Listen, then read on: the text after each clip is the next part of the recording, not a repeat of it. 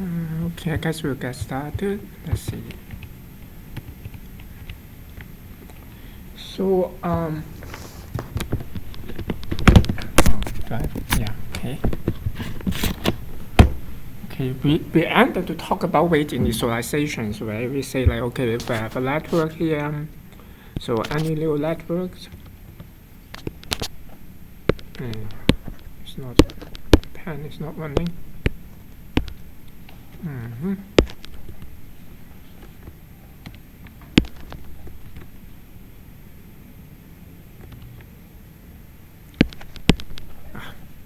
Come on.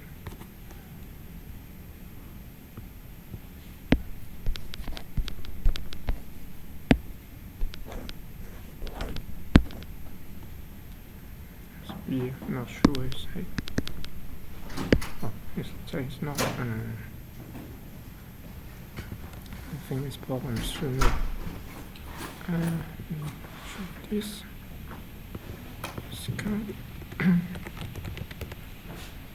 Okay, now it's coming back. So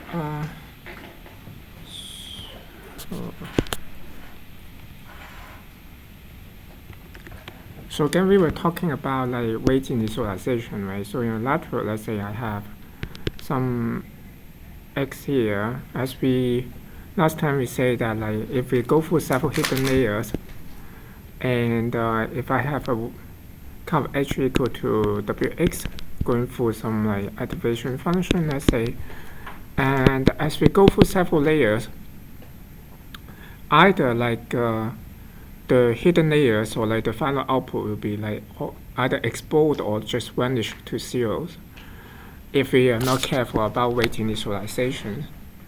So actually a correct weight initialization is pretty the idea is pretty simple. So if you think of like what I have just go for one layer, I have x go for this w, and let's say I'm going out to have y here, y equal to wx, and for the moment we may even consider that let's say there's no activation function here. We just look at like what's how y changes as we kind of like as x change. So what we want is like if we have stack of layers here, we hope that like the variance or like the energy of the signal doesn't change, right? So we kind of hope that like the variance of y is kind of like close to like variance of x. So I agree with that. This is the main idea here. So then like afterward will be just like kind of algebra, right? Okay, let's try to see like what is weight variance of y if I have y is equal to wx. And let's say y like here is just scalar. Let's say w is just a vector here, and x is another vector. So I have variance of like sum over wi xi, let's say. Okay. So just okay, ignoring the upper and lower limit here. And here like because we are kind of randomly initialized w, x itself is kind of we think of a random variable, w itself can be a random variable as well, right? So but here like what we can assume is that x and w is independent. There's no reason they depend on each other, right? You kind of train on w is fixed, and then when you use it, it's like x should be independent of w. So then like let's compute in general what's like variance of x and y when x, y are independent. So if x independent of y, so this will be like expectation xy square minus xy square, right? Something like that, right? Or maybe I just write it like that for the moment. Right. So this is just the equation that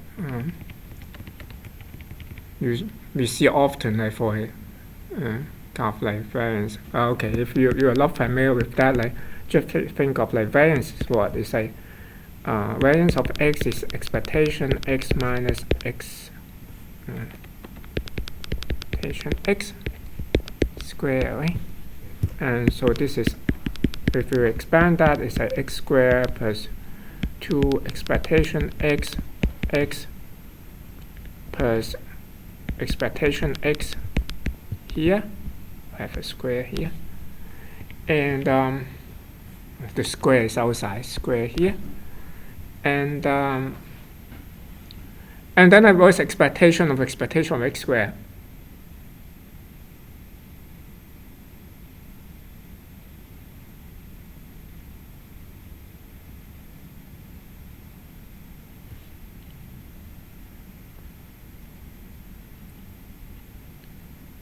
Oh, by the way, should I even start with like how do we define expectation? Like if I have a function, let's say fx, so x a random variable, the expectation will be, if this is like a continuous thing, I have a PDF like let's say px, then the expectation is something like that, right? So remember in a kind of random variable class, I guess. So I also remember that the expectation is linear. So if I have f, let's say just simply x plus y, expectation x plus y is expectation x plus expectation y, something like that. And okay, again, question like expectation of expectation x squared. What was this value here? Just for these values here. Of course, the next step is like because this is linear, I can split all of this, right? So it becomes expectation x squared minus expectation 2 expectation x plus expectation x squared. Okay, anyway, again, expectation. It's just the same value, expectation. Yes. Because once you do expectation, it's a constant, right? Once it's a constant, you do expectation against the same thing. So then it's a expectation x squared here, right? And this here, like these two are actually constant, right? So I can pull it out because expectation is linear. So it's 2 expectation x. Again, I have like expectation x squared here. So then I got one of these cancel. So I have like equal to expectation x squared minus expectation x squared, or maybe like let's write x bar sometimes because otherwise it's hard to read. So I can also define this expectation x as just x bar, something like. So just using this equation here, I can have like expectation xy is equal to this guy here, right? So let's create some space here. I need to remove stuff.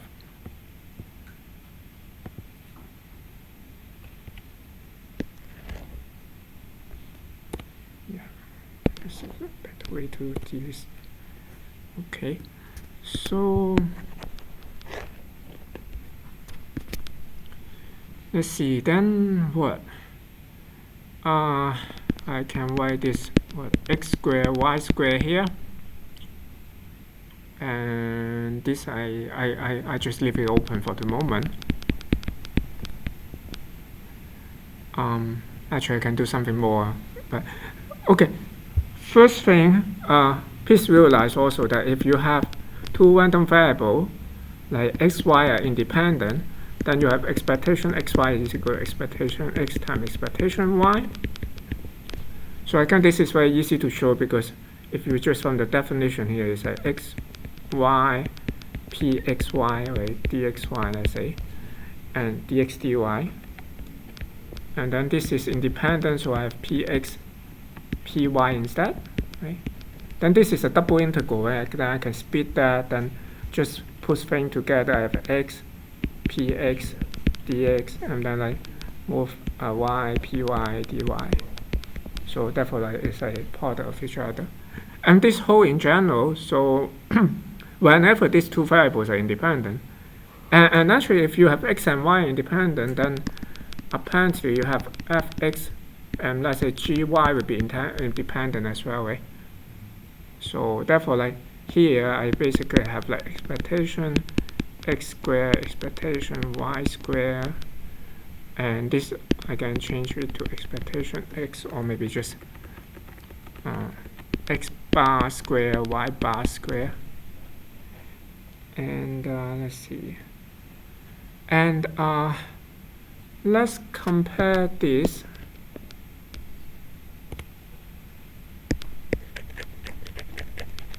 This is variant x, y, right? And let's compare this with, like, let's say variant x times variance y,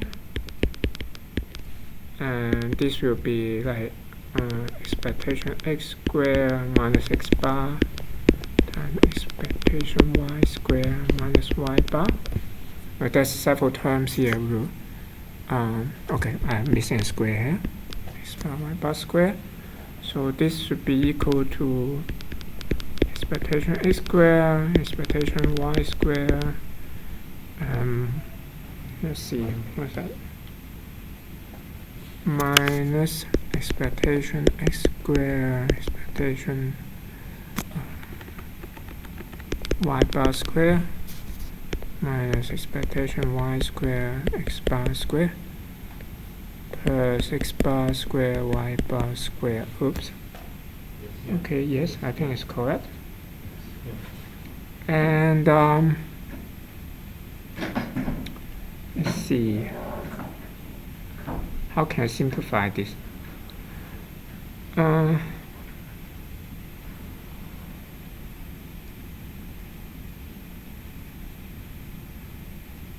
Okay. Here, let's try to.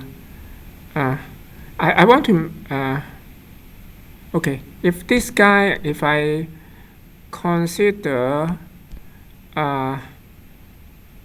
because I know like y bar square plus expectation y square. No, actually, y bar. Or maybe I should wait. Expectation y squared is equal to variance of y plus y bar square. Actually, this is what we have earlier.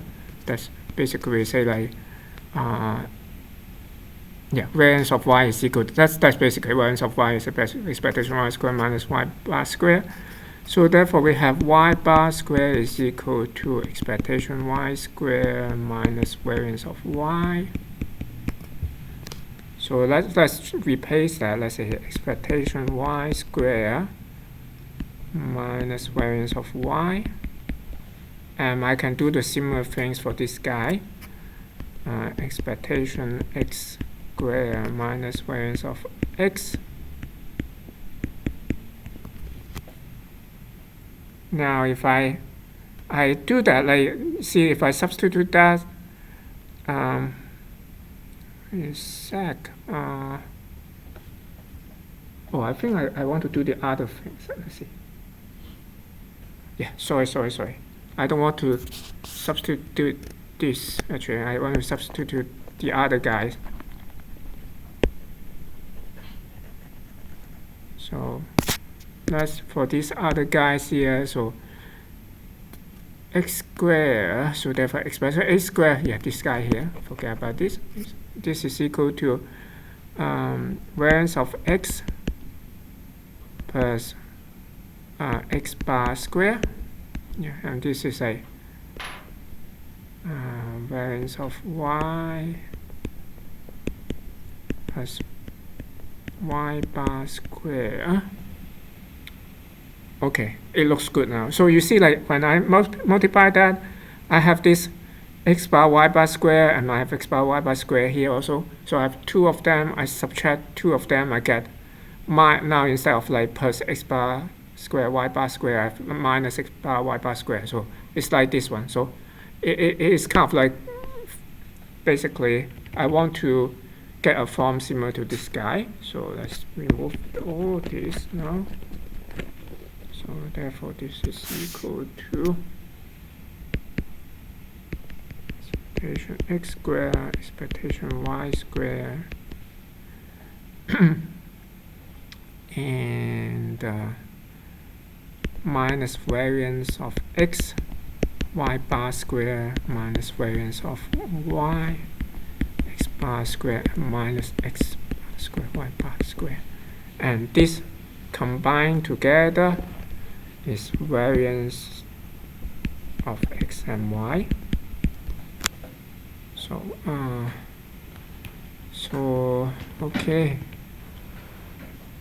Okay, that's what we want actually.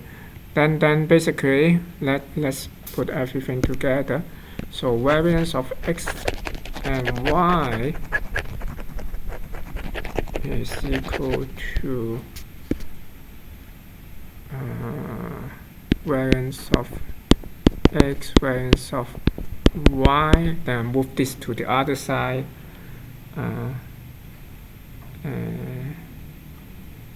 plus x bar square variance of y plus y bar square variance of x. So I have an equation that I need basically. This is the equation I want. So because you see, like, I basically have lots of this multiple wi, yi, wxi. So I don't need this anymore. Let's erase this.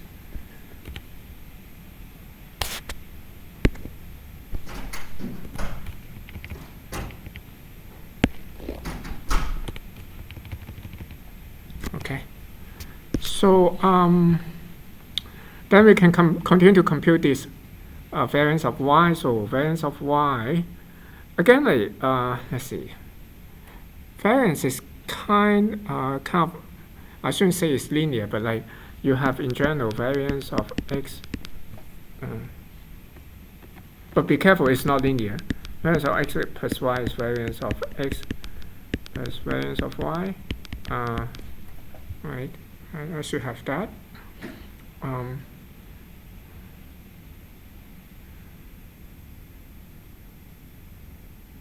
Yeah, I will probably should make sure.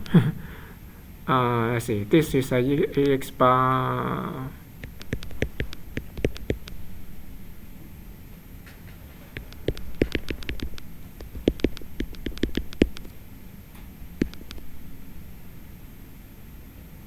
and it's actually not obvious. Let's see, expectation x square plus 2xy plus y square, okay, minus expectation x.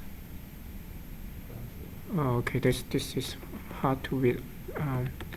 This is x bar square minus 2x bar y bar plus y bar square. So okay, I think it's okay. So this okay. Actually, that's the thing. Like, for things simple like this, don't trust too quickly, especially unless you really have a textbook that have the formula right in front of you. It's good to just spend like 2 minutes just to try it out, because it's really just 2 minutes of time, and then you may figure out, oh, okay, it's not really true. So and like in the way, like, you will realize what is the assumption for that to happen. Here, like, basically I have expectation x square minus expectation x bar square, right? X bar square, and then I also have like expectation y square minus y bar square. But I have these two terms here, plus 2 expectation xy minus x bar y bar, something like that. So so you see, like, okay, this is, of course, is variance of x, and this is variance of y. But be careful, like, this actually suggests that this is not always equal. Like, sum of variance is not equal to sum of the independent variance. This only holds when, like, you have expectation x y is equal to expectation x, equal to that. Basically, you can split it. So when they are independent, that's fine. Actually, the the weaker condition is fine as well, as long as they are uncorrelated. That's actually the definition of uncorrelated. Then you will have this hold as well. So if x and y are uncorrelated, so here basically we will assume that all this is uncorrelated. So therefore, I can split this sum here. I mean, I just have the variance get inside now. Then wi xi.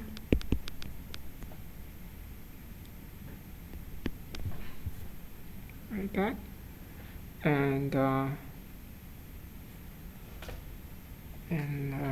use our equation here. So let me remove this part again.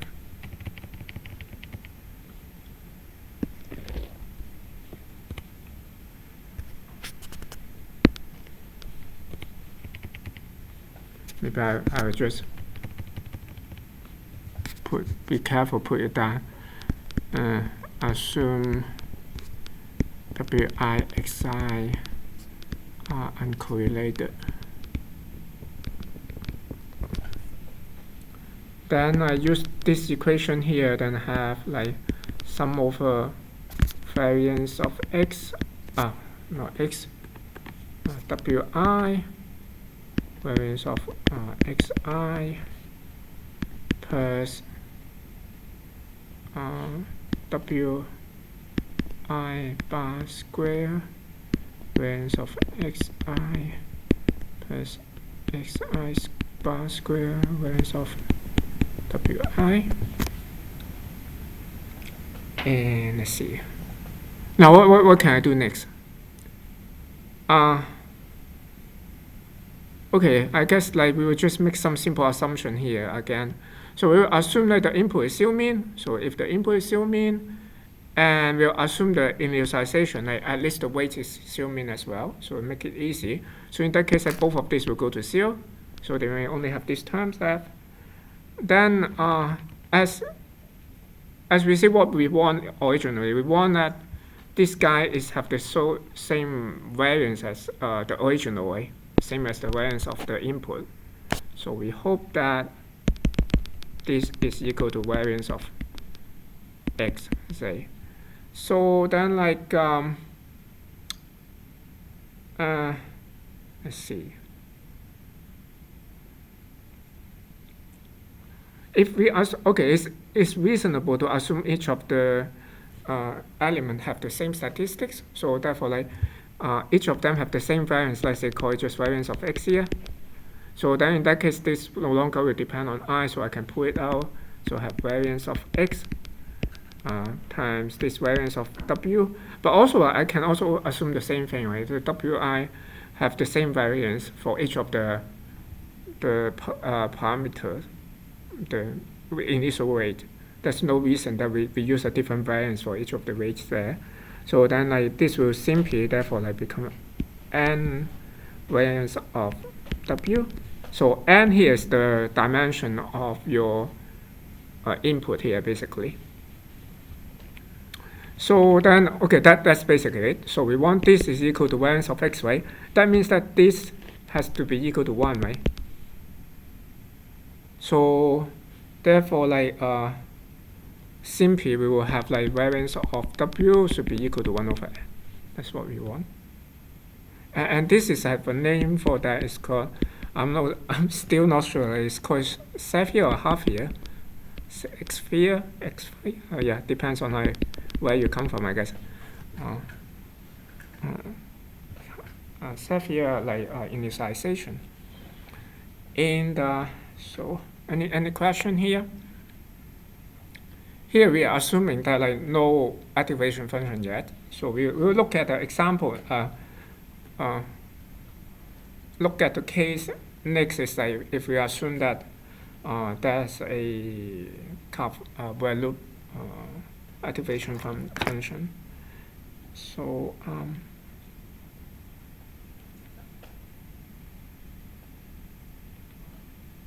and actually maybe I can show you the result of the initialization first. Maybe let's see. I think I have here.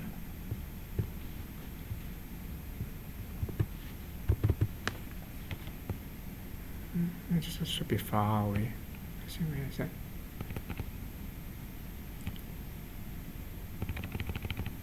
Close now. Yeah, that's if we use that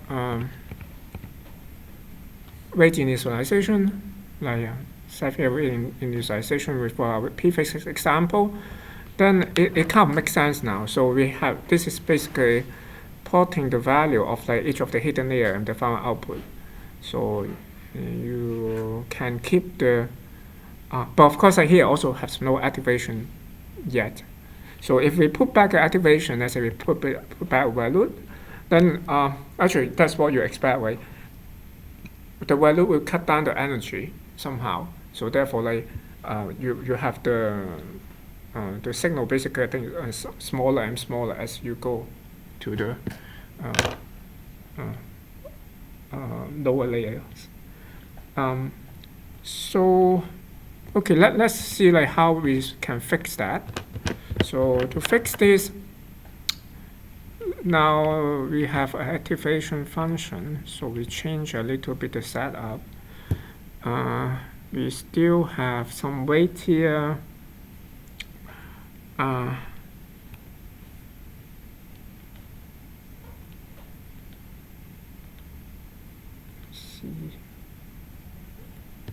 Let me give some label here for convenience. So I just follow the label of in my notes.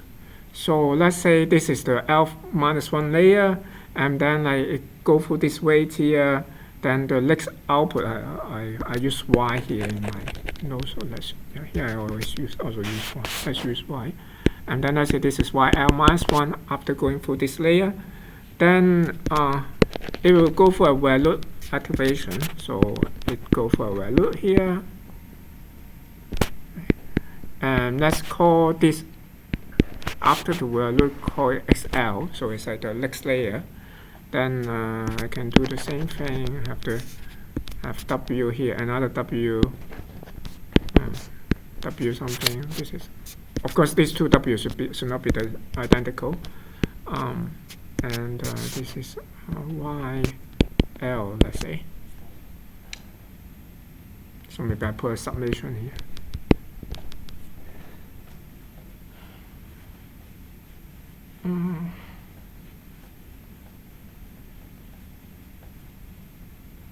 Oh, actually, maybe it's easier to just go through the slides. Maybe I don't know whether it,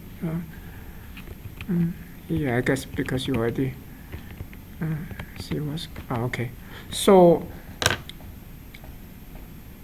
just do as what we did earlier. So let's look at the variance of YL here. So variance of YL is just this guy here, right? Then I have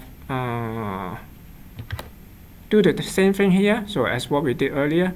So it's variance of this guy here, and if all of these kind of have the same statistics, then I may write like n variance of this guy here. I actually am missing this like r equal to 1 or something. Okay, anyway. So let's see. And then we can do the same trick, or let's say use the same equation as before. That's the equation we derived earlier. And here, like previously, we can assume that like variance of W can still be equal to 0. That's fine. But variance of XL will no longer be 0. Right? There's no way it will be 0. Right? Because oh, actually, wait a sec. I think I have a typo here.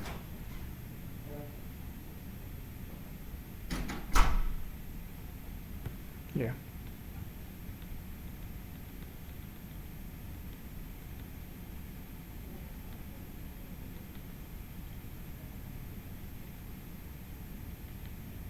Yeah, actually, I have typos. In the. Oh, okay. Yeah, no. Yeah, I'm sorry. I mean here. Yeah, I'm reading like the other way. So this one, yeah, we can assume like what I'm saying. Okay. Okay. So sorry. I took back what I said. How can I say like variance of WL to be zero? I mean the WL to have zero mean. We can assume that, right? We can assume WL to have zero mean. So this term can be gone. But we no longer can assume like XL to have zero mean, right? Because once you get through this activation function, like everything will be positive. So there's no way this is equal to zero, right? So therefore we need to take care of this term here. So let's see. But like let's see, this one, this is a little bit hard to read, but you can see this is actually writing like kind of x bar square, something x bar square. So x bar square plus the variance of this guy here, therefore it's a expectation of this guy square, right? So therefore this plus this is this one here. So this, both of them share the same variance, WL. And so then like again we want this, of course, to have same variance as before. But let's see. Let's look at this. How do I get this? Expectation XL equal to this guy here. So does it make sense to you? So here basically, if you assume YL here, if this guy is zero mean, then basically expectation YL squared is just equal to the variance of YL here, right? So I mean expectation YL minus 1 square is equal to variance YL minus 1. It's basically the same thing here. And you can think of this as energy, right? And if that is a zero mean signal, and you go through the while loop here, you basically cut off half of the energy there, right? So therefore, like precisely, you will have like the remaining energy after going through the while loop will be half of that before going through that. I mean here, as I said, like I can write it as expectation YL minus 1 as well. It will be the same thing, right? Because YL minus 1, if I assume it's zero mean, but I need this, I think. So therefore I write variance YL minus 1. Then yeah, then that's it actually. That basically it, right? We want to again, like after we go through one level, we want the variance to still be the same. But this time, like instead of like we look at we going through and instead of like last time just want to check like YL will have same variance as XL, we look at like basically YL go for a value and then like go for a the kind of summation and still keep the same variance. So that means that okay, we need this one equal to 1. So therefore, compared with last time, we will have variance of WL is equal to 2 over n. So last time is like just 1 over n. So this is a kind of illustration. If we use the rate initialization, actually I think like this one is not in the original Xavier paper, and so it's in this one, and this is just illustration again. If I have each of the iteration functions valued here, and it basically can go pretty deep and still have the signal survive there. And that's it. That's if you want to, that's of course it's not recent. So that's probably like lots of paper on initialization. If you're interested, maybe you can take it up. Also, like dig into some of these papers on weight initialization. Maybe it can be your research project as well for the final project.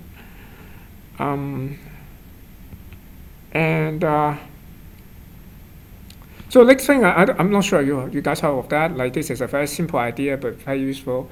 Like weight initialization is one thing, is definitely is essential for one to train a deep supervised network. Before that, like that's basically, it just doesn't work. So people did not understand why it doesn't work, but it didn't work. But without weight initialization, there's no way it can work.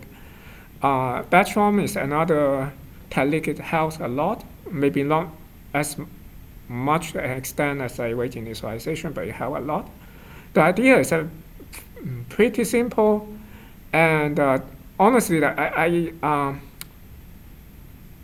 didn't really check a lot of the theoretical reason behind that, because I just keep on like new updates saying that why it works, and some of the newer paper basically just overthrown the original reasoning why it works like proposed by the author completely. So, but the idea is really simple. It's just intuitively makes sense. You want to have the input have like more or less the same statistics. You don't want the input like keep changing the statistics drastically. For example, if I have one batch and another batch, for example, if I am training for some comparison problems, maybe I have one batch of my training images is in the dark, or like when it's cloudy, and I have another batch is sunny. So the statistics can be quite different. I mean, the background can be quite different. So and basically what batch ROM did is it tried to like in each layer, basically for each layer you just insert a kind of like a normalization over the batch. Like for a batch of data you're coming in, you all normalize into the unit variance basically. Unit variance and CO mean. That's basically that's it. Very simple. So therefore, like here, what I did is I take a empirical average of your batch and also the empirical variance of the batch, and then I will just subtract the mean and then divide by the empirical variance, essentially making the anything going into the next layer will be CO mean and also like unit variance. But they have an interesting trick. Besides that, is there's no reason that a layer is expected to have CO mean and also unit variance. So therefore, like what I mean is that maybe in a particular layer here, it really expects some offset and want to not have data to have like CO mean, but maybe like some particular mean, or at least want to have a variance that's bad, not unit variance, but much bigger or smaller. So then what they do is we can also train that as parameters. So immediately after your normalization, you just do a kind of reverse, something like reverse, but these parameters is trainable. Something like you just have an additional layer kind of parameters here. You just add a constant and also like multiply by a constant. This basically make the variance bigger. If your gamma is bigger than 1, then you will make the signal is more spread. So for example, in particular, if I exactly have gamma k is equal to the variance of the batch and beta k is equal to the expected value of that batch, then we'll kind of completely reverse the earlier operation, right? And that's basically batch ROM, and very simple idea. I guess maybe there's some deep theory on that, but I think like intuitively it makes sense, right? That you want to when you train those parameters for a particular layer, you want the parameters see statistics more or less the same, but not every time change really drastically. Every time something different. And so therefore, it's kind of useful trick. So besides, let's see what else. Okay, another thing I guess most of you have heard of is Dropout. even without, or like if you already work on a little bit in some of the packages, maybe like TensorFlow or like. Um, by the way, one interesting remark is like this was rejected. This paper. Yeah. So this Hinton paper was rejected. So it's a master thesis by the first author, and then like it was never published. I don't know whether it was published or not eventually, but it was rejected by the time he graduated. So it was first published as a master thesis. Of course, like they can't submit to the best conference, like LIPS, like, but still, I don't know. Of course, you just try to send to any arbitrary second or third tier conference. I'm sure it can be accepted. So idea is very simple again. So during training, what again is I guess it will still be many research later on. Maybe people just come back and try to study why these things work so well. But on a high level intuition, I think it does have some good reason behind that. But maybe it's hard to really analyze that, give an analytical reason why it works so well.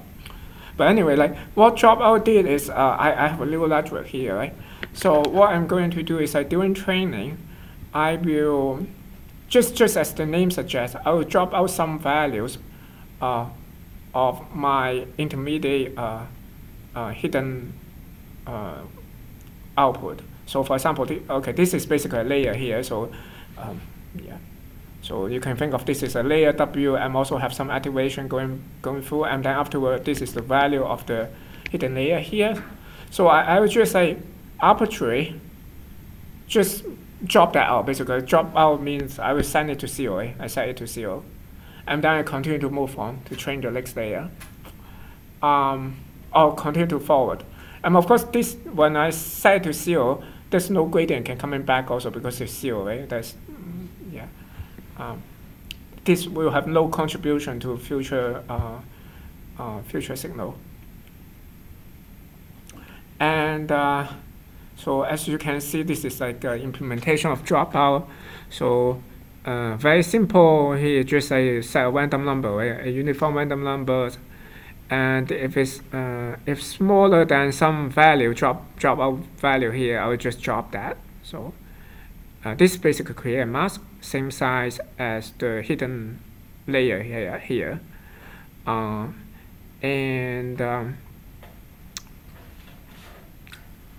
if that happens, just drop. If that happens, that drop. Just like that. So any question for that? Is 50% like standard or? 50%? That seems like a lot. You're dropping out 50%. Yeah, it's a lot. Actually, it is a lot. 50% is quite standard, actually. Yeah. So that's the thing. Why do you think it works? I guess that's probably another reason why this paper got rejected. I don't think they really explain too well why it works. It just works. Like based my understanding. Yeah. I mean, this technique is just like dealing with the overfitting, right? Yeah, you can say it's still overfitting, but so is it you only use it if you have overfitting, or do you just tend to put them in your? I think it's very often you use it anyway, but there's also some works they try that it doesn't work, but I guess often it works better than it doesn't work. I mean more often it works than it doesn't work. So try it with random. Yeah, and often it works better than if you don't use that. Overfitting. There are a lot of like situations that overfitting will happen, right? Yeah. Is this like a technique like fit all the situation of the overfitting, or just a specific type of overfitting? Because I think it's pretty generic. Almost like you use it for every applications. You will put it anyway to see if it works, and and often it works. Yeah, I Yeah. searched this paper, but I didn't see any like a mathematic equation. Yeah. No. That's very few. Like, okay, the explanation they tend to give is like, they can distribute better in terms of performing a task. I don't know if I have a slide, something like that. Oh, something like that. So it gave an, for example, like maybe you have different parts of lateral actually doing different things. Maybe you have laterals trying to, okay, I think it's pretty high level, whether it has a ear, has a tail, or something like that. And when you drop out some of them, you kind of essentially try to force the other parts to develop as well, to train the other parts as well. So if you have always keep the entire network, it's possible that like you have one part is really dominating, and then the rest is not fully developed. I guess another maybe, I guess, less philosophical and more pragmatic reason. I mean, for that is like rationale for that maybe just when dropout is very much like doing an ensemble really, because you drop out every time. So you are actually similar to you training each time have a different network. So it's like more or less not exactly like you are having. Each epoch, Yeah. You're dropping basically different differently. Every time you're dropping differently. So it's when you train the data, does it yeah. also randomly drop out neurons when it? Yeah. Or not when you train, but when you are predicting the data. That's something we don't drop out that. Yeah. Well, I mean, is it built yeah. into the model though that you train? Train you. Or you are all the become, models present, or are all the neurons present in the trained? Once it's completely trained, and you're using it to predict. yes. Once we are completely trained, we use the whole network. Yeah. We are not going to drop anything. So therefore, we need to ask. Okay, one thing is immediately obvious, right? When we drop out something, the signal will be smaller, right? So therefore, we tend to train this weight to be bigger, kind of. So therefore, if we don't adjust the weight there, somehow during training we may have like too much. I mean, too much energy to a node in a sense. So therefore, actually, we need to scale it back when we're doing training. Essentially, if we drop out 50% of the nodes during during testing, I'm sorry. When training, we drop out 50% of the nodes during training. Then during testing, we need to scale up, scale down. Scale down the, I think scale down, right? Yeah, by 50% basically for your,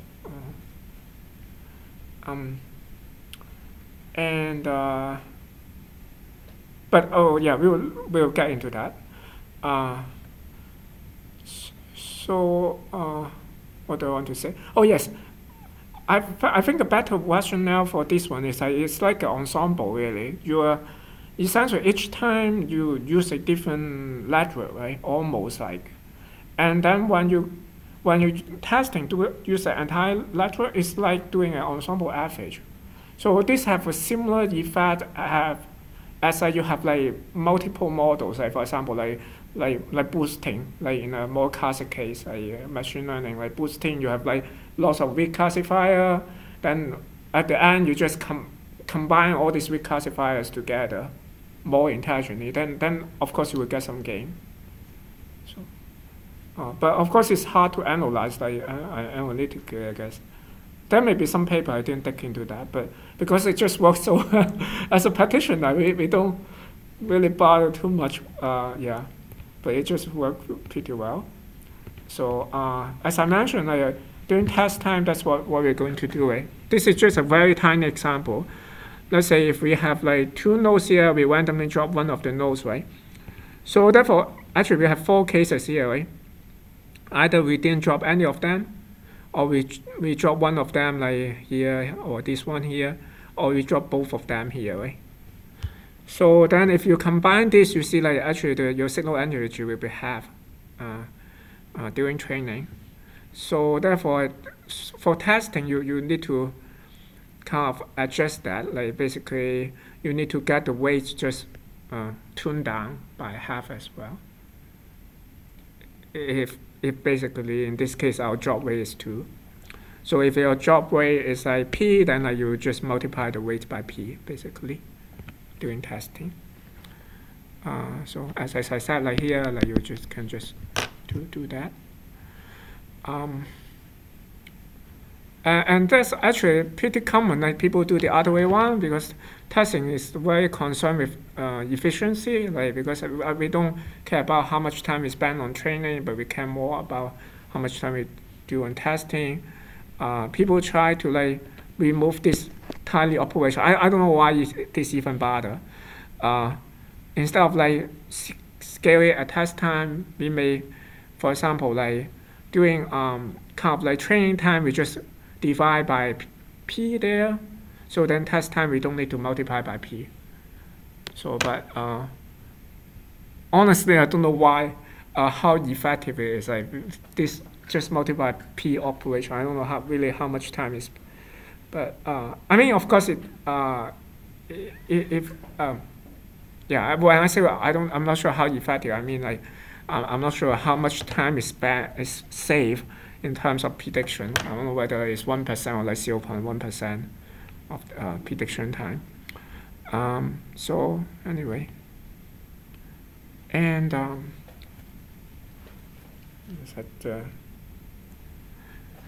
so just quick work with data augmentation. Actually, this is like something also like I guess now it's become pretty standard.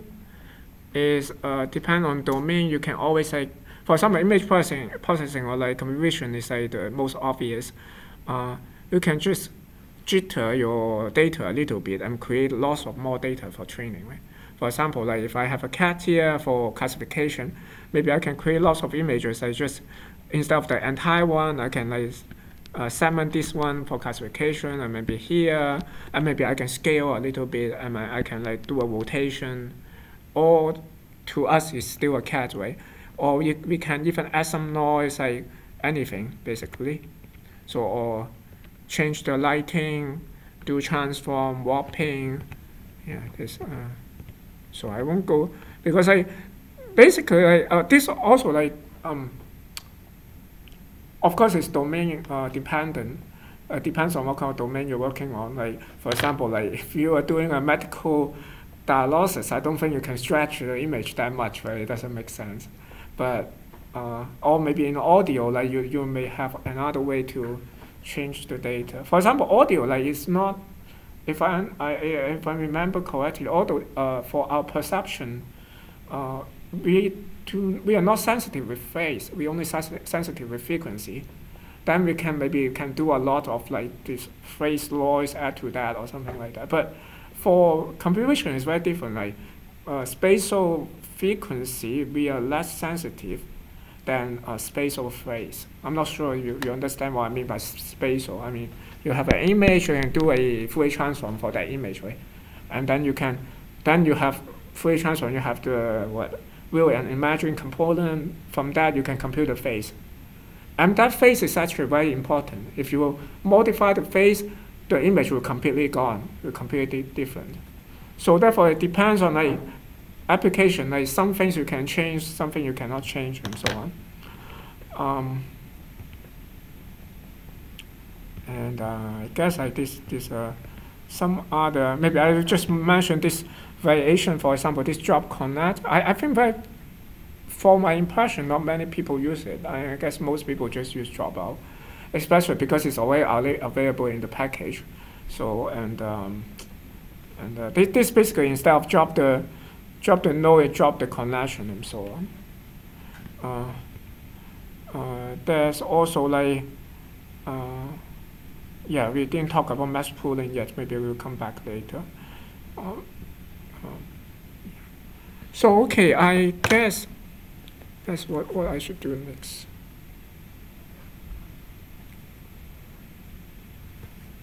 I have 15 minutes. Yeah, I think I can talk about some optimization, and then yeah, but I guess this will be quick. purely, okay, let me first, okay, of course, we talk about, like, after we find the gradient, overall, like, if we have the picture again, what do we have? We basically have, actually, let's say I have a lateral, we have x coming in, I have w1, I have like h, maybe maybe even go for some sigmoid, some activation, and then h, and then some other layer, and so on, and then like activation, and then like maybe I have the output here. Then again, like the training, what we did is essentially we have a loss function. Like, for example, if this is a regression problem, loss function is like what is basically the square difference maybe of what I have from the, I have x again. Maybe I should put a y here, let's say. So again, it's like y from my expected y something. So I want to minimize the noise, then as we mentioned, like we just compute the gradient, right? The partial derivative of L with respect to, for example, for a parameter, I want to change a particular parameter W1 here. And then like I can do the gradient, right? So for training, the simplest thing is I just multiply by the step size. So I have the weight here, W1. So W1 will become W1 minus epsilon W1, as we said. That's what we mentioned earlier. That's the simplest gradient descent optimization, right? So one problem for this kind of gradient descent is that if you have a terrain here to optimize, then what will gradient descent do? Like here, it's trying to just go down slope, right? The gradient is go down slope is this direction, right? So we go this direction. If your step size is kind of big, you may overshoot, right? I may overshoot to here, maybe. And then here, I go down the slope again. This direction is here. Maybe I go to here. Then go back to here, and then back and forth, basically. So I may eventually go to here, but it takes quite a lot of iteration to get there. So one way to avoid that is to introduce some inertia to your motion. So they call it momentum, like to call it momentum also in the literature, actually. I think it's more like inertia in physics. So you basically, if you're moving this direction, you continue to, if you want to go down, right? So let's see.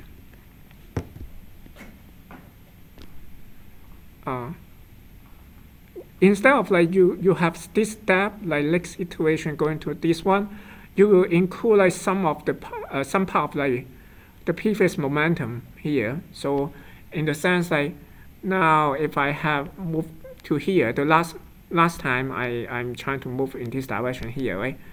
Now I compute the gradient this time is equal to this. I want to add a fraction of this into this one.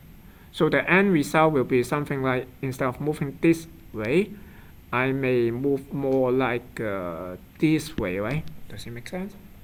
Because this is kind of like subtract each other. Ideally, it will be more or less like that. So ideally, you will go more like this instead of that. So this is the momentum idea. So let's see.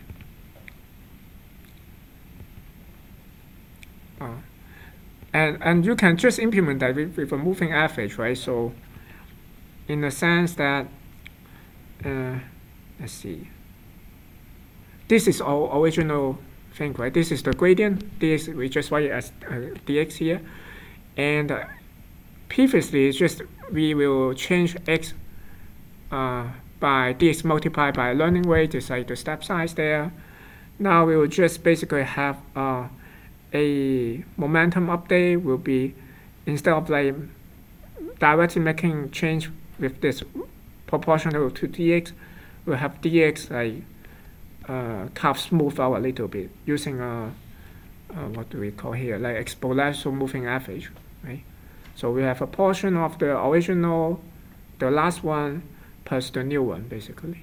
So it's like something like v equal to mu v. This is the last one.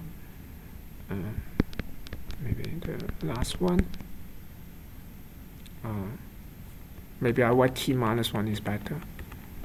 Vt t minus 1 per minus 1 over mu. The new update epsilon dx, let's say, or gradient something. Dx is okay, yeah. And then my x will be changed. Instead of like x is equal to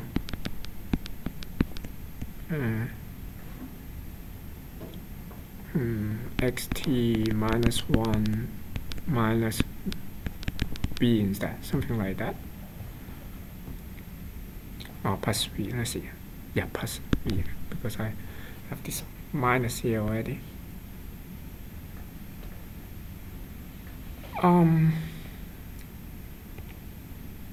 So that's a kind of a momentum update. This is just an example. I think I still have. Let's see if I have that here. I'm not sure.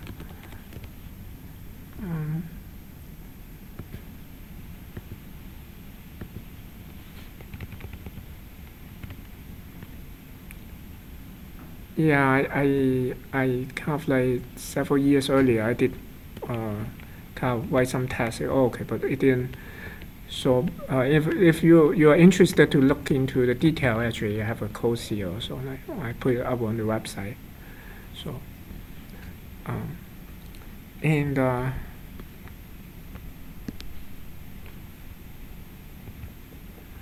and modification of this momentum update is something called Lester-Off momentum update. So the idea is you may be your response may be too late if you just try to compute the derivative. Like basically what the original design is like this, right? So momentum is we try to compute the gradient here. Let's see, maybe a gradient here, and then and then from the gradient here we are going to modify our current momentum update. So, but it could be too late in the sense if I still use this momentum, maybe next time I will overshoot. So Lester-Off accelerated gradient is the idea is instead of computing the gradient at my current point, I'll move ahead first. I'll just move to the next point there. I mean, move to the point that I am supposed to be, and there I'm going to compute the gradient. So it's something like this. So instead of compute the gradient at the current point here, I compute the gradient that's to the point that I'm supposed to move. So this is the point I'm supposed to move right from here. The supposed to move update is Vt, right, mu Vt here, and then there I compute the gradient and update that update instead. Okay, I guess that's detail. I guess you can skip now. This is basically in actual implementation, because I compare gradient at that point is kind of not very convenient, so we can do some change of variable. So I will just do quickly here because this I think several years earlier is more useful or meaningful, but now many people just use the technique I'm going to talk about later on. But I guess it's still kind of meaningful kind of knowledge if you are interested in the sense that to try to implement this or even maybe improve this somehow. So the next idea is so-called undergrad. The idea is it turns out the direction of the gradient is useful, but the actual magnitude of that gradient may not be very, very useful because of noise and so on. So for example, you have a deep slope, you're supposed to move faster, but you may overshoot easily. So what we can do is we can try to normalize that. Instead of trying to basically like okay, this is adequate already. Okay, yeah, this is adequate. So we'll basically just normalize that. Okay, yeah, normalize that x. So this is kind of if you look at it, this is kind of smoothing out to its again a moving average of the norm of the gradient, right? So basically we compare the square norm of the gradient, and then we average that out, and we do an exponential average. So this exponential average just smooth out that ripple effect a little bit, but nothing really special. And we can continue to modify that. So let's see. Oh, wait. Oh, okay. Here. Oh, this is the original. Yeah, actually, the original adequate is a little bit weird. I don't know why they do this. So they kind of like keep accumulating the dx somehow. That's the original implementation. But later on, like again, a Hinton group like do something is more or less like what I just mentioned. It's like instead of like doing a continuous accumulation, we do a moving average. So if like too far away from the history, we'll just forget about it. It can't make more sense, right? So, and again, like, interestingly, this one is not published. This is like something that it appeared in a Coursera course by Hinton back in 2012 or something. So people actually reference to the Coursera course instead of reference to a paper.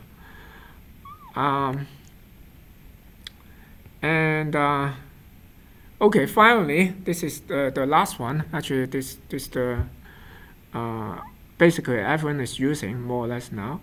It's the so-called atom. It's basically just combining both ideas. You see, like we have the idea that the direction, I mean the magnitude of the gradient is not very important, so therefore we kind of smoothen that, or like kind of normalize that. And at the same time, we do a momentum update. So basically, we combine the two, then we have an atom.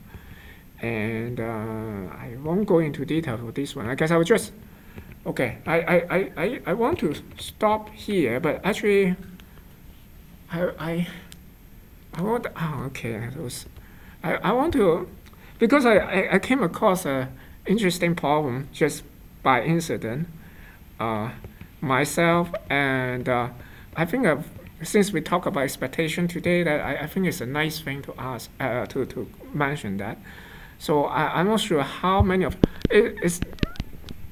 how many low the thing known as Kelly criteria. Okay, it's not related to engineering. It's like in finance and economics. That's like when you do investment, the Kelly criteria. For example, like if I have a bet, like let's say I have a return of like B. So for example, I bet on something, and for every dollar, if I win, I win back like B dollars. And let's say the probability is P. And then now if I don't win, of course I lose, right? So therefore 1 minus P, I will lose everything. So of course I want the expected value BP is bigger than 1. Otherwise it's not worth betting, right? So now the Kelly's criteria is saying, okay, how should you bet? Let's say I'm not going to bet just one time. For example, I will do it like every day. So I bet on this every day, and every day is have this return, like potential return, and like the probability is P. So now, I'll just give you a wrong solution. I want to see if you guys can figure out like what's wrong for that. So now let's say if I have something like this, then let's say I define x1 or xi as something like if I win, I have an indicator 1. If I lose, I have an indicator 0. So therefore, probability P I win, I probably 1 minus P I lose. Let's say, and let's say I'm not going to betting all in. So then therefore let me be I bet Q fraction of my current net worth each day. And originally, let's say my net worth is just 1. So then after the first bet, I should have let's say QB, right? I bet on Q is I win, then QB times x1, let's say, if I win, and plus 1 minus x. If I lose, I have 1 minus Q left, right? Does it make sense to all of you? So this is okay, this is x is a random variable like that. This is something like this, right? This is after first day. Now, if I repeat that, would be just repeat for n day would be something like that, right? So I reported of that. Right? First day I get that much. Second day, this is a fraction I'm going to invest. Each day I'm invest in the same fraction like Q. And I have 1 minus Q I'm not going to invest. No, Right? What? I don't think so. What? I think it shouldn't be n squared. Oh, what n? No, to the power n is not n squared. Oh. The whole thing, because each okay. For example, like okay, let this. If the first day I win, then what I get? First day I win, I get QB, right? If second day if I lose, I will have multiplied by 1 minus Q, right? Something like that. But after you got the first day, that should be the Q prime for the new Q. And we need to... No. This is a ratio. This is a ratio. Q is less than 1. Yeah, you basically you invest Q and then you left 1 over Q behind. This is the ratio of your net worth. So for example, if I current net worth is W, so that means that I invest WQ and then I will leave W 1 minus Q behind. So then this is okay, right? This makes sense, right? After n this is just this way. Now, okay, I want to maximize my gain in the future, right? So let's check the expectation, right? Expectation of this guy here. Now each day, so the xi here are the random variable, right? Xi is random. Everything else is not random. So we just learned today that like if I have something independent, xy is equal to expectation x, expectation y, right? So therefore, like this, I can actually write as a product, and then expectation y is inside, right? Right? Something like that. Now, if the statistics is the same, then basically it's just equal to this one to the n, right? To the power n. Now, to maximize my gain, what should I do? If I want to maximize my gain, okay, of course I didn't finish. I compute the expectation is what? Expectation x is just equal to p, right? Because, yeah, expectation x because, yeah, okay. If you don't get it, let me know. So it's equal to QBP plus 1 minus P 1 minus Q. I'm out of space.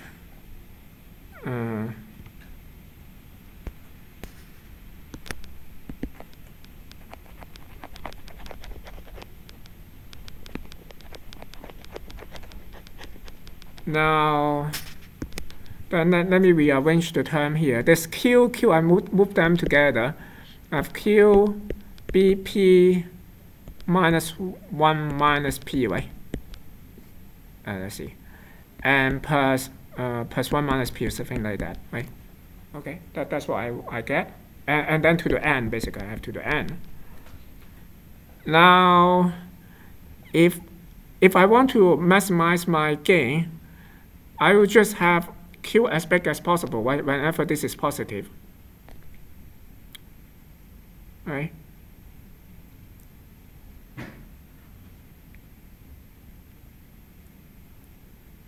But that means that like whenever the odds is good, I will be doing all in. So it means that every day I will be all in.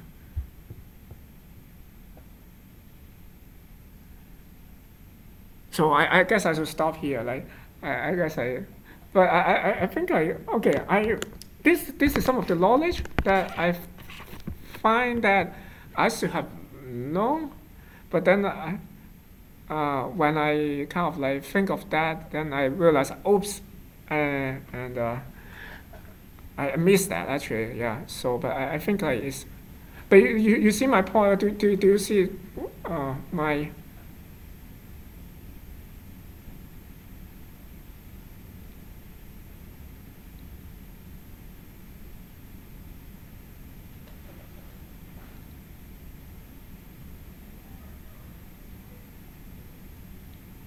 By the way, do you guys agree that I should all in every day? Every time I have that amount, I should just bet on all of them. Like every day I do that. Yeah, the Kelly formula is not that. Basically, the Kelly criteria is saying that like what you should bet on is something like, I'm not sure. We may remember the formula, but it is definitely not all in. It's like something like.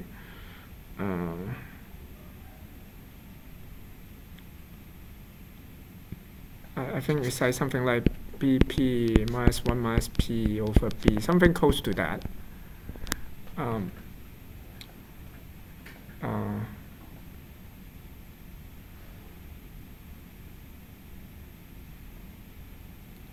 But yeah, if you're interested in it, you can, yeah, I guess I can, we can talk about why I made this mistake. Like, I did spend a day or two on this. Actually, I was doing writing.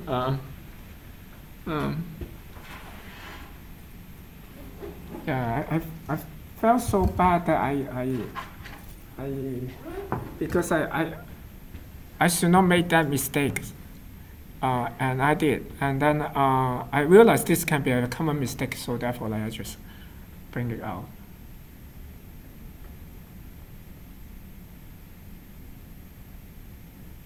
So, but you see my setup, right? Yeah, so.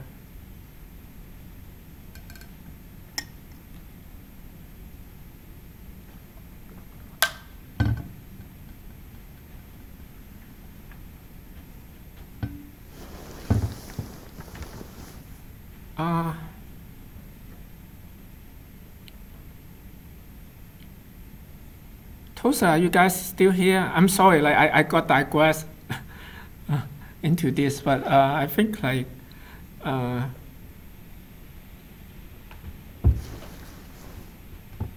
so hopefully I don't know whether you guys are still here. I guess I'm disconnecting now. So let's see.